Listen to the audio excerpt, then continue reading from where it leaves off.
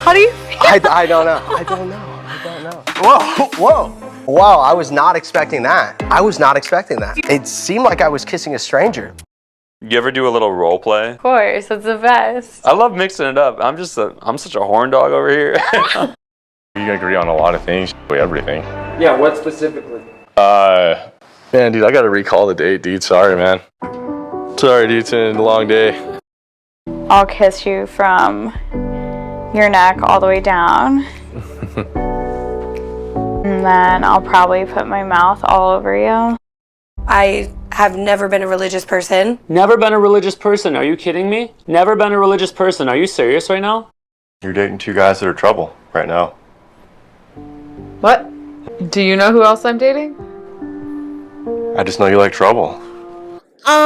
Hello? Who picked out this cast? Because none of these people are ready to get married. I am seeing a bunch of pretenders, a bunch of clout chasers, and it is like right there in front of our faces. We have a lot to talk about. Let's get into it.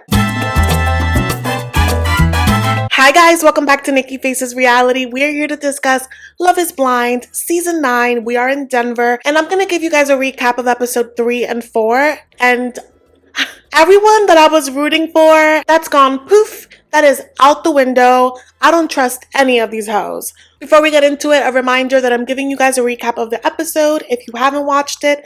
And if you have watched it, you're going to get my commentary on what the hell I thought about the BS that we saw. If you missed out on the first video, I will have a playlist for all of these. So yeah. Before we get into it, as always, make sure to like, comment, and subscribe, and hype this video so that it gets to more people that are watching this shit show. Okay, y'all, so episode 3. You pick up with Patrick going into the pods and being like, hello? Anna? Hello? He's looking around. I don't know if there was a producer there or a camera guy, but he's like, no one says anything. He comes out of the room. He's looking around. It is literally a desert.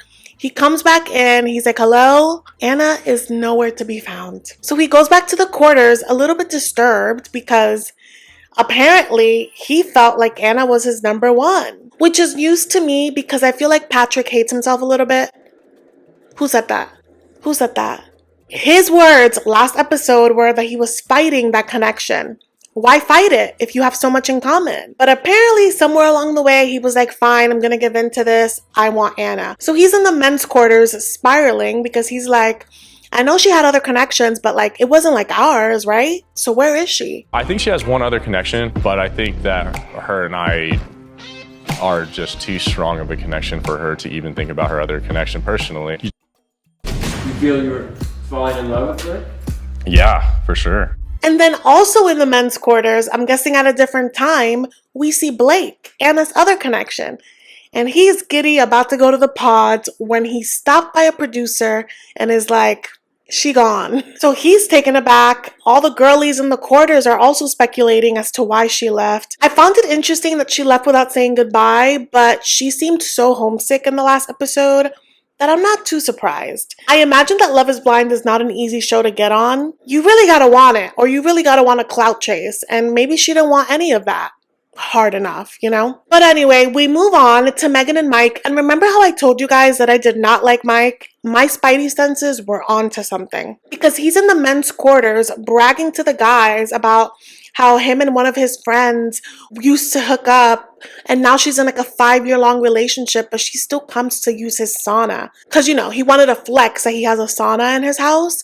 And he's like, yeah, you know, we do it together. Clearly, you have a lack of boundaries. Clearly, there's still something going on with that friend. I don't care what anybody says. I just feel it in my spirit that he's a little trash, and I need Sparkle Megan to move on to someone altogether because she is going to lose her sparkle dealing with a guy like that. But here they are on their date, and you know, he's really leaning into all of the things that they have in common, the fact that they value nutrition so much, and the fact that he knows that they're going to have the healthiest, sexiest kids weird. And then out of nowhere, he throws into her like, yeah, I communicate with my exes, but it's just platonic. And she's like, I don't know how comfortable I feel about that, because I've cut off all of my exes with like the exception of one, and it's like barely. Another red flag that I viewed in this particular interaction is that he outwardly says that he enjoys pushing her buttons, and that kind of crap gets old really fast. So I'm like, Megan, his wallet is not fatter than yours. Just bounce. And then we see her with her other connection, Jordan, who I like, but I don't necessarily like for Megan. I feel like they're very different. And she even says it going into this date. She's like, I really like him, but I just don't know if he's the husband material for me. And you could tell that she's like a little checked out in this date, because he's like, oh my God, you're amazing. And she's like, thanks. It's giving that. But I think a moment where I'm like, ooh, you may lose her, is how he basically talks about his relationship with money and how like he's really content with just having his needs met. He doesn't need like things in excess, as he says that to Sparkle Megan. And there's also the vasectomy issue, because even if you get it reversed, it's not guaranteed that you'll be able to have babies. But the way that he talks about family, the way that he talks about how he dotes on his son, and just in general like his family values, it really moves something in her, because it's something that she's never had. So he leaves this date on cloud 9. She leaves the date going to the quarters like, oh my God, I was gonna friend zone this guy, and now like he surprised me. And you could tell that she's really conflicted, because she's like, he's everything that I usually don't go for, but like maybe what I need. But as you know, she had a third connection, Blake. And so she goes into this pod and she's like, hello? Not again. Hello? Y'all, we have a second ghosting incident in the pods. Blake decided to just bounce. And what that tells me is that Anna must have been his number one. Either that, or he was like, oh, we can leave? Yeah, I need more time to find, to really lock in on marriage. And that is what he tells us. But I really do think it's because he wanted to be with Anna. But now it's time for a reveal, okay? It is time for Joe and Madison to see each other. I told you guys that I do not have any hope in these two. I feel like he's like an F-boy. He jokes too much. I feel like she is keeping it cute, but I could see the crazy in her eyes. So I just know that he's going to trigger the F out of her. It's not going to go well. But they meet. They kiss. He's like, oh my God, wow, I didn't know what to expect. Wow. It is so awkward, because you can tell that that man is not attracted to her. And she's doing the thing where she's like nervously laughing, and they're like, looking at each other. It's doomed. I feel it. I haven't even watched past episode 4, and I feel it. Like the way that he was like, oh my God, it felt like I was kissing a stranger. I'm gonna have to, connect her voice to her face. I feel like a lot of people use this excuse when they're like, oh, I don't like what I see. She's a beautiful girl, but he seems shallow to me. Again, I don't know this man. These are my assumptions. But he wasn't the only one that was throwing me off in this, reveal. She kept talking about his boy butt. She said it like 5 times. Oh my God, I love your boy butt. Let me see that boy butt. We watch you walk away. Let me see that little boy butt. Lift up your jacket. I gotta see the boy butt. I don't know if it's as plump as you like I love a good boy butt. And it was just, okay. But anyway, back at the pods, we see Brendan and Annie have a date. Brendan is so hot to me. There's something about his voice. There's something about the way that he carries himself. However, I could see how there could be some issues with him. And I can definitely see them with her. And just you wait. Just you wait.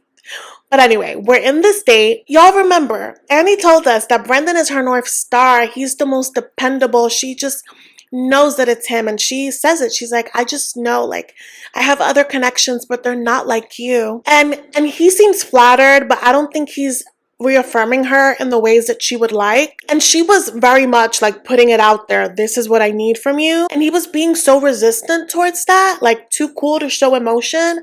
And that became very unsexy to me real fast, which makes her ask, like, are you affectionate? And he's like, yeah, And she's like, because I really need affection, like, and I want someone that just does it without me having to ask for it. And he's like, yeah, I know, you've let me know, you made it clear. And it's like, okay, if she made it clear what her needs are, why not show up as much as you can in the pods? It almost felt like he was like, yeah, like you're nagging me, but it's like, you need to put your best foot forward early on while you're courting someone. So the fact that he seemed annoyed while she was like expressing her needs, I was like, okay. In general, I viewed that as a red flag because it's like, okay, if you're already a little disconnected in the honeymoon phase, what is it going to be like when it completely wears off? Like, are you going to be a different person? That's a big deal. And I just knew the way that he was acting like that, and the way that she was being so thirsty and just like dehydrated, and like the way that she was just like so parched for attention. I was like, I've seen people like that before in the pods, and they will say yes to the first person that proposes because they want to be chosen so bad. So her next date is with Nick, and I don't know what's in the water, but they don't talk about anything deep. Every time we see them, they're being sexual. And I'm just like, you guys were in the pods, what, 10 days? Like, I get it. Like, maybe, you know, you don't have access to corn. YouTube doesn't let me say the word. But maybe you don't have access to that. But you can't contain yourself for 10 days. Any girl, you can find a horn dog anywhere. You're here to find a husband. So they are just like doing the most. But what Nick is doing, as opposed to Brendan, is that he's very much speaking in we. He's like, yeah, I can't wait for us to go to our house and do this with our kids. And so he's giving her everything that her number one, Brendan, was not. But Nick also has a connection with Kate. Kate could do so much better. But they're already calling each other babe. She's feeling a little under the weather, and he's like, you know, if you need to go rest, like, don't worry about it. You know, our connection isn't in jeopardy. I know how I feel about you. I know how you feel about me. And just know that I love you. Don't feel like you have to say it back yet, but like, you know, do things in your own time, but know that like, I love you. I never felt a love like this. And he tells her specifically, I'm going to fight for you, Kate. You're my person. Will you let me fight for you? Absolutely. That's hot. I'm gonna fight for you, Kate. I'm gonna fight for you through the very end of this thing. And what I didn't mention is that he said those same words to Annie. I'm going to fight for you. I'm going to show you that, you know, I could be the one. He says the same thing to Kate. And you just know that when they show this at the reunion, it's going to be messy. But up next, we see Edmund and KB. He is literally bouncing off the walls. He is so giddy to see his girl. She's in the pods in this like knockout dress. And she's like, you sure you ready for me? And he's like, yes, beautiful. And she's like, what if I'm short? What if, you know, I'm out of shape? I am a retired athlete. Like, she just kept giving all these what ifs. And he was like, I love you regardless. What if I'm chunky though? What if I used to be an athlete and I'm chunky? Are you gonna love me for the inside? I still be holding them chunks. What if I'm 4'2", I wear a size 11, and my head look like a balloon? Oh yeah. That mean that we gonna have balloon head babies. And then she reads him this beautiful love letter, expressing her devotion, and he's in tears, and he ultimately proposes to her, and we have another engaged couple. And this man, I don't know where he finds the energy, but he is literally bouncing off walls, knees all the way up here, jumping around. He's just like, let's go. Like, he's just over the moon. And I'm afraid that kind of energy would get overwhelming. She seems really patient, but like, everyone has their limits, you know? Let's talk Patrick. So Patrick is bummed that Anna left. This is where I start looking at Patrick like he is as big as a pretender as everyone else. From this point on, I'm like, you know what, Patrick? I hope you get the girl you deserve. Because he tells us that he was bummed because Anna was his number one. So Casey was his number two. My connection with Casey, she was, in my head, she was my number two. So I want to run through a couple more days. But if it's not there, then I'm going to have to go back to Denver by myself. Which I was shocked at, given the way that he talked about things. But I noticed that he's a little flip-flopping little bee. So what it sounds like to me is that he's trying to like flip the script in that he is confident about Casey, but he just needs to give it a few more days, you know, to really know if like she's gonna be his wife, and that, you know, he feels a lot more comfortable dealing with her now because, you know, all her brothers date interracially, and so like that's a good sign. And so in real time, you could see him switch up the narrative in the quarters, being like, yeah, you know, it's fine. Like, Anna, things were weird. We were just so alike, you know? Like, yeah, it would have been weird to be with her. And Casey and I, you know, we just have so much in common. And I love that the producers were like, you have a lot in common. Like, what specifically? And he couldn't answer it. He was like, oh, you know, I'm tired. It's been a long day. BS. You like that she's white. Like, let's not play these games. It's either that, like she's already his type, or he just doesn't want to seem like a loser that got left behind. But like, you had an expressed devotion to Anna, so she really didn't owe you anything. So anyway, we see Patrick and Casey on this date, and their convos are just so boring. They're literally talking about espresso martinis. Things are just so superficial, so shallow, like there's nothing here. But they're gonna force it. And so on this date, I think they're like talking about confidence, and they're trying to kind of fish what they look like, but she's like, I'm not going to tell you I look like Megan Fox, which, okay, shout out to Chelsea. But in this conversation, Casey really wants to gauge how he feels about her because he's giving her like nothing specific. Like he's like, yeah, I like talking to you, but he's not saying like you could be the one. And so you could feel the hesitance from the screen, and she's like, I'm just looking for a little bit of reassurance. And what he says is that he's trying to be practical about how he navigates this because he doesn't want to start drama in the girls' quarters, which happens every season. And so I get that side, but at the end of the day, like if you really like her, you would show up for her. And that's what lets me know that he doesn't really like her like that. But the BS continues for me, okay? Because she's like, I just need some reassurance. He's like, yeah, I know that you do. I'm just, having a day because I had to cut off a connection. You had to do what, Patrick? Because I'm pretty sure you didn't have control of that. Anna just bounced. And the thing about that too is that he didn't even have to mention it at all. It's not like she was asking about his other connections. He lied unprovoked, which is again a major red flag. So Miss Casey really wants to get chose. So she's like, so what are your hangups about me? Like what's slowing things down? And he's like, oh, well, I don't really know, how much passion or like how committed you are to this, which again only affirms that espresso martinis are just as deep as their combos get. And she just starts crying and being like, listen, I could have left 2 days ago, but I stayed here because I think that we have something. And he's like, oh damn, like you were considering leaving? So now he's spiraling because he's like, if I lose another connection, like I'm done. She cries a little more about, how she's used to being taken advantage of and she's looking for something real, which is why she's on this show. She's like, I'm just ready to love someone. And he just tells her like, I really like you. So this is trash. Now, we have Jordan and Megan, okay? Jordan is one of those guys that he needs to be heard. And he won't shut up in the men's quarters about just how like deep his connection is with Megan. He won't say her name, obviously, but like he won't stop talking about it. And we're down to the wire. I feel like people can deduce who they're talking about. So he goes into the pods to see Megan. They do like a fake out. They almost want us to believe that Megan also left, but she's still there. And you just can see that the thing between them that keeps them locked in is family. Every time he talks about family, she just starts getting teary-eyed, and she could really see it for them when he does that. Then immediately after this date, he's like, in the men's quarters, like, she's the one. Just so giddy about her.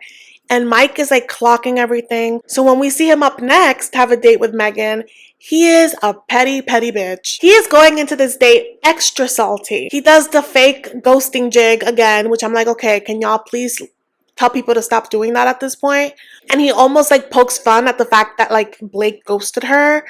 And he's like, oh, well, now you're just stuck with two, like you're down a connection. Ha ha ha. I'm so happy I dragged this man from the start. Like I saw it. But when he says that, like, oh, you're down a connection, she was like, what are you talking about? You're dating two guys that are trouble right now. What? I don't even know what you're talking about. And she's like, you know who my other person is? And he's like, why don't you tell me? So he's playing these games. And she's like, well, it sounds like you know. And he's like, well, I want to see if you're going to be honest. Okay, like it's Jordan. What about it? Do you know who else I'm dating? I just know you like trouble. I think you know. No, I have no idea. You should tell me. I want to see if you're going to be honest with me. The energy was just so unnecessary. And I love that she didn't let it like shake her. She was just like, if we're being honest, you remind me of a lot of my exes, and I'm here to try to break those patterns.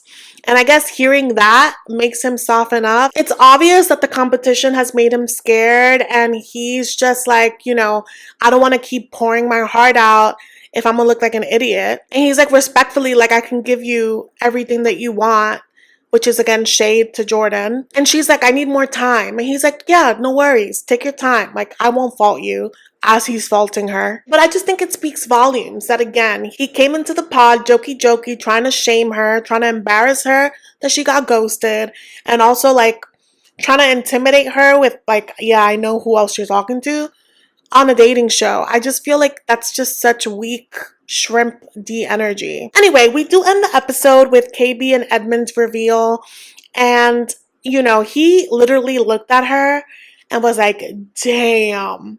He could not believe his eyes. He hit the jackpot. She's looking at him like he's so cute. That's my man, my man, my man. But if I were to see him in the street without this connection, I wouldn't have looked at him twice. Which, again, I guess that's the point of the entire experiment. But they seem happy. They're like kissing a lot. He like runs and grabs her, his first ever love letter that he's written. And he's like, read it when you're without me. And it was just very sweet. I just feel like his energy would be a little draining for me. So I don't know. But they seem happy. And now we move on to episode 4. And episode 4, people had some audacity. Okay, so we pick up at episode 4. It's at the reveal of KB and Edmund. I realize now that I said it at the end of episode 3, but you get the gist. They are in love. I'm feeling definitely every. I'm about to cry with a boner. Yada, yada, yada. We're done with them in episode 4. Episode 4 for me is where the shit show begins, okay? Because, Nick, I'm so happy that I was on your neck from day one with your squeaky ass voice, because you move in these streets exactly how you sound. This conversation is important, okay? So he's on this date with Kate. He asks her how she feels about religion. Are you religious, Kate? I would consider myself spiritual, but I'm not super committed to religion, but I'm also not against religion. I understand. I consider myself to have a personal, quiet relationship with God, and I think that's something that gives me a lot of reassurance. And she's like, I'm not very religious, like I'm more spiritual. He's like, yeah, you know, I have my personal relationship. But she expands that after her mom dealt with cancer for like a decade and she saw all that pain that she went through, her and her brother were like, which God would ever allow this to happen? I mean, they saw their mom suffer, so they don't believe in God. And she said that to him. He was like, I'm so sorry that you went through that. And she's just like, oh my God, I feel so comfortable sharing things with you. And she also adds, I know that you said I love you, and it's not that I don't have feelings for you. I just want to be really careful and intentional when I say it. And he's like, I'm gonna fight for you, Kate. I'm gonna fight for you. We see him on a date with Annie. Right off the bat, Miss Needy is like, I need a validation. He's not even her number one, but she's gonna get validation one way or another, okay? But she adds that she needs validation because of her trust issues. And he's like, oh, you don't have to worry about that with me. Like, you'll have full access to my phone, no secrets between us. And then he asks her about religion. And this is the conversation that I was like, y'all can go F yourselves so hard. I hope that your relationship crashes and burns. He's like, how do you feel, you know, if your child tells you that they're LGBTQIA? And again, remember, he downplayed his views on religion with Kate just a date ago. But with Annie, he lives at the church. He values that. It's very important. So when he asks her that question, like, would you be okay if your child is gay? She was very hesitant to answer, but she's like, I would love them. I would let them know that I love them, but I wouldn't be like, yay. And he's like, yeah, same. And she's like, you know, because I would have a conversation with them. Like, are you sure you want to choose this? Like, it's a hard life. How would you react if at some point your child told you they were LGBTQ+? No matter what, I'm always going to love my kids. But, like, I can't tell you I would be the first person to be like, yay! I do know exactly what you mean. Like, I'll support my kids, but making sure that they're, like, informed. Like, do you know what you're doing? Like, do you know what you're getting into? Like, do you know what you're signing up for? Do you feel like it's a fad or something 100%. that's like... Who would choose a hard life? People aren't choosing to be gay and to have their lives dissected like the likes of you. No one would choose that. No one would go out of their way to choose the hard level. So to act like sexuality is a choice. It's a dangerous thing to spin. But the fact that he's like, yeah, totally. Like, oh, I'm so glad you agree. Oh, Kate and Brendan could do so much better. And then he gives this lame story about how his, he thinks sexuality is a fad and how his parents thought that he was gay, but he was just, going through depression. And I was like, I don't care to hear anything that you guys have to say. And on this date, he's like, oh my God, I feel like we're so compatible. Like, I can see myself proposing to you. And she's like, you probably say that to all the girls. Yes, he does. And I'm not just jerking you around over here, Annie.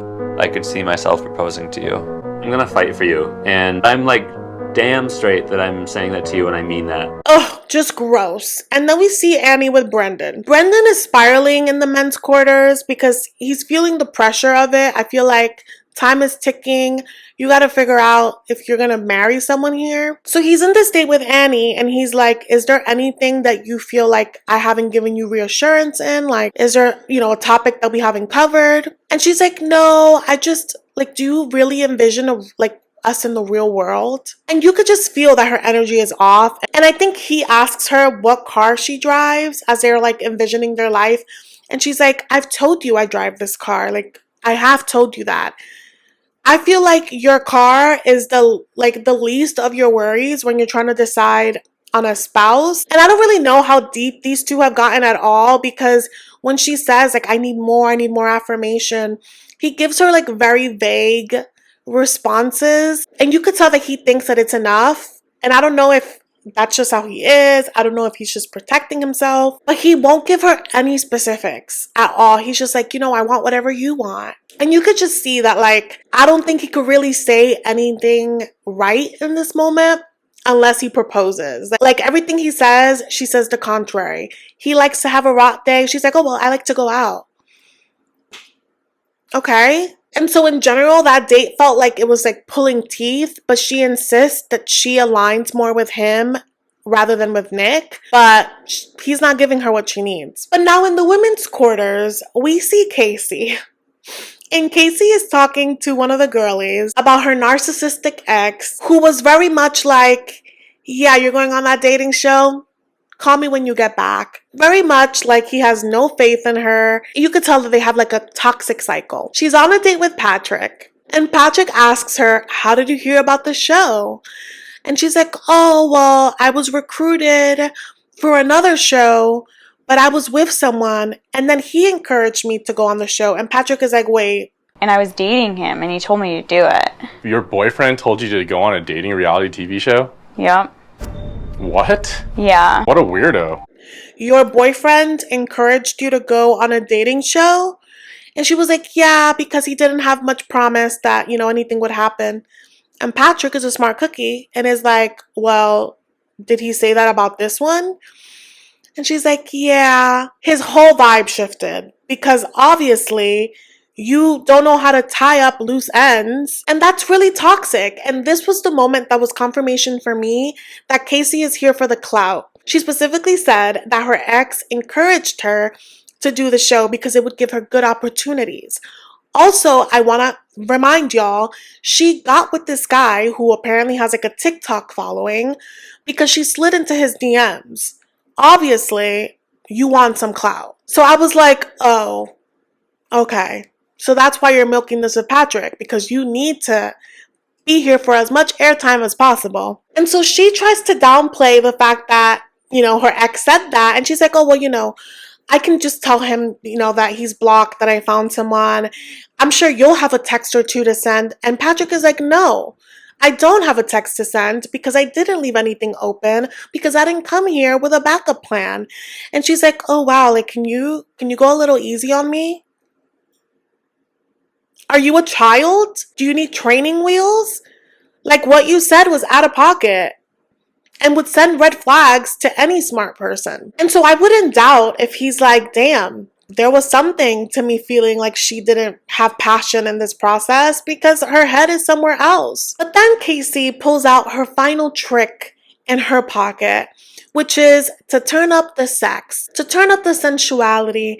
She's like, Patrick, I like you and I want you to love me. I want you to want me, and I'm not going to be able to love you really until I get to touch you, and I just want to be all over you. And it is just so predictable what she's doing, because of course, the moment she starts talking about touching him in different places and licking him in different places, poof, he forgot all about the fact that he felt used 2 seconds ago. And I'll kiss you from your neck all the way down. And then I'll probably put my mouth all over you. And then I don't know how long I can do that for before I'm just gonna want to sit on you.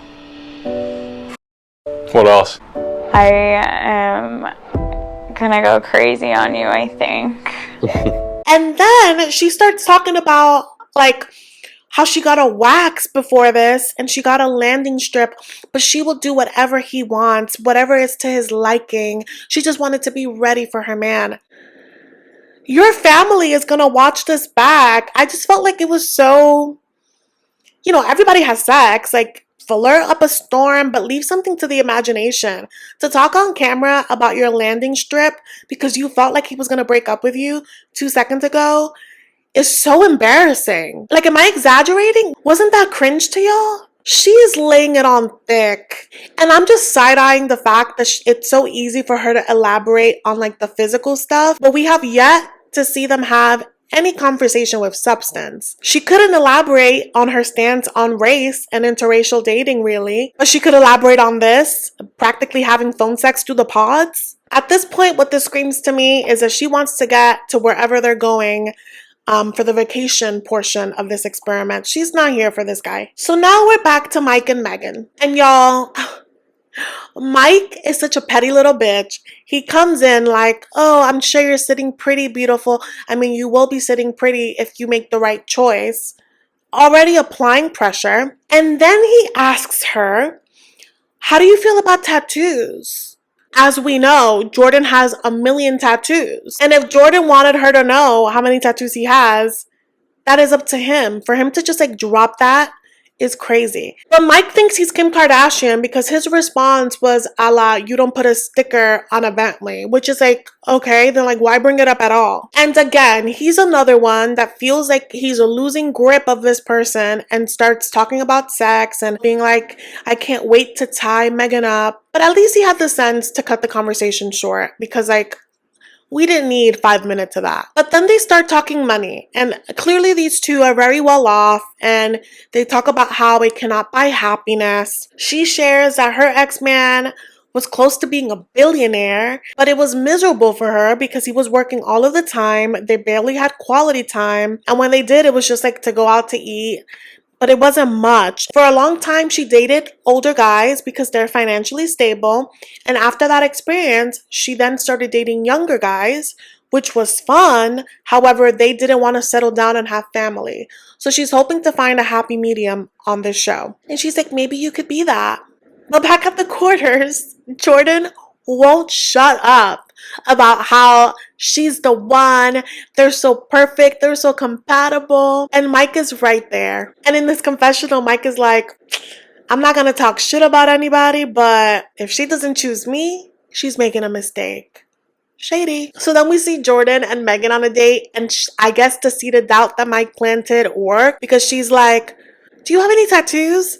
He's like, oh, just a few small ones. And then he winks at the camera. This man has sleeves, like even on his thighs. And she apparently had a few tattoos as well, but she got them removed. Then this is the moment that I'm like, Megan, I think that you want to choose this guy.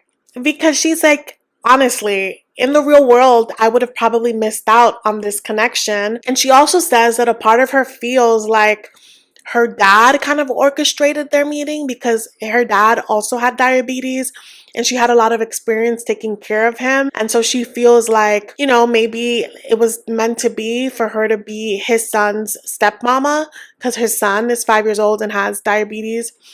And he's like, I would never put that expectation on you. Like, all that I ask is that you love my son. So she's really smitten. So she's like, what would real world look like for us?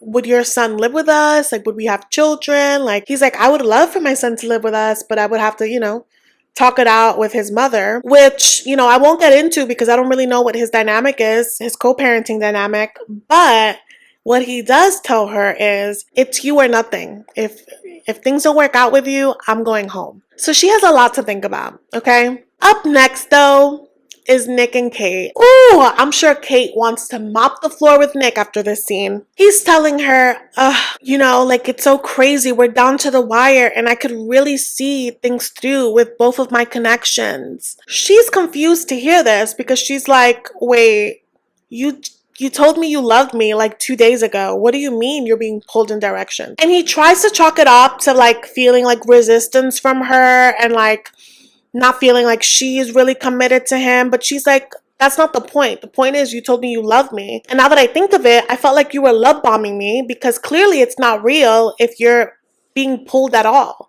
Like, love is serious. And he is just so offended that she would doubt his love. But in this moment, she like tries to affirm him, like, I do care about you. And he's like, listen, whatever happens, like, I love you. I meant that. I love you for life. He's like, I believe that God really put you in my path. If we move this along, would you consider, you know, reconnecting your relationship with God? She's like, no. He's like, no. I have never been a religious person. Never been a religious person. Are you kidding me? Never been a religious person. Are you serious right now? She's like, it was never a major part of my life, religion. He's like, what do you mean never? She was like, we just had this conversation where I told you that I didn't believe anymore after my mom. He's like, yeah, saying anymore implies that you believed once. So you're telling me it's never going to happen for you again? Yeah, and I said, I don't believe that after this, I don't believe a God exists. I told you that. After this, you said you did not say never. I mean, one could assume. One could assume what after this implies the before. Are you kidding me? The way that he came at her was crazy. Because if anybody is downplaying anything, it was him in that initial conversation about religion. So it was crazy. And I'm just thinking about that interaction and like nothing about what she said made me feel like she was open to revisiting the subject. So the fact that he's trying to flip this, and I'm like, are you trying to flip it because you want to go to Annie and you just need to like sabotage this? Like, just go. But to make the way that he was coming at Kate, like she is like the devil's spawn because she doesn't want to have any sort of religion is crazy. And I also just find it crazy, right? Because he has told us time and time again that him and Annie have not had any deep conversations in the way that he has had with Kate. But I think the fact that he's had the religion and sex convos with Annie has moved her up to number one. So he basically tells Kate, I can't do this, you know, I love you, like you don't even know how much this hurts me. Mind you, she's the one that's getting broken up with, but it hurts him. I'm really fucking sorry, but I got hurt too. And this sucks. I'm not walking out of here, skipping down the hall. I really felt that way for you. Truly the biggest loser. This girl is sobbing in the women's quarters. Like, she is inconsolable because she's like, he told me he loved me. Like, what happened? So now Nick is on this date with Annie. He's like, I just had to hurt my other connection, but you know, she came at me with daggers. Are the daggers in the room with us? Like, did we see the same thing? So now with Annie, he's like, I talked to God and I asked him to guide my way and like, I choose you, Annie. I can't wait for everyone to watch this footage back. What a clown. He lied to them both. And so all of a sudden, he's had this epiphany that he loves Annie. And he's like, you know, I don't envy you. I know that you have other connections and that you're going to have hard conversations. But she's not telling him that she's going to end any connection for him. She's just like, yeah, it's, you know, it's hard. We're down to the wire. And he tells Annie she doesn't have to tell him what he's going to do, but he loves her. Then goes to the men's quarters and is yapping away about Annie, basically, and rave about their connection in front of Brendan. And at first, I thought Brendan wasn't too sure, like, who her other connection was. But I feel like at this point, they're able to deduce who's with who. If you've had similar conversations with someone, like, you can pick up on things, and Nick won't shut up. So up next is Brendan's date with Annie, post, this devotion declaration from Nick. And right off the bat, this chick is like, I don't feel like we have deep conversations. Brendan's like, what? I was very confused too when she said that, because again, you started the show saying that he was your North Star. So what that tells me is that she equally likes to love bomb just as much as Nick, because how do you say those kind of things and then say that you haven't had in-depth conversations with someone? Like, how did you get to that? And I personally think that she's changing her tune because he's not kissing her ass. He's taking it slow. And meanwhile, Nick is love bombing. So Brendan is taken aback by how she's acting. And he's like, we've talked about the future. We've talked about, what our house will look like. Like, you don't think that's something? He's like, I've been clear with you. I've been clear that I can see myself falling in love with you. You told me that you wanted me to tell you first. Like, I hear you. I took note of all of the things that you said. And she starts crying. And you could tell that she was prepping herself for a breakup, and he's not being an ass. So it's making it hard for her to do that. Just let this fine man go, you homophobe. Just go. And so he's telling her all of the things that she said that she wanted to hear, except I love you, because he's not going to let himself be bullied into saying I love you. But it's clear that he went into that meeting wanting to say that, but her energy made him, stop. And he asks her, is there somewhere else you want to be? Is this about your other connection? And because he's being so nice, she's like, I don't know. So he's like, okay, I'm gonna let you figure that out. And their date is over. So back in the men's quarters, Brendan is so confused because he thought that he had this in the bag. He thought that they were unshakable. And at this point, it's confirmed that Brendan knows Nick is the other guy. And Nick is like, yeah, my person, I would have never saw things through with her. And Brendan is giving him the biggest side eye. And Annie even said she feels like she's almost self-sabotaging in the things that she's saying. But I feel like at your big age, if you can recognize that this is your pattern, you don't need marriage. You need to, work things out with a professional. Don't get on a show about marriage and waste people's time. You know what I mean? But anyway, up next is Patrick and Casey. She is still laying it on thick, okay? She continues to be like, oh my God, I'm so sure about you. And he's like, oh, I don't know. It just feels like this is too good to be true. It is. She curated this experience. But in this conversation, he tells her that he loves her. And they're like, oh my God, I'm so grateful that I met you.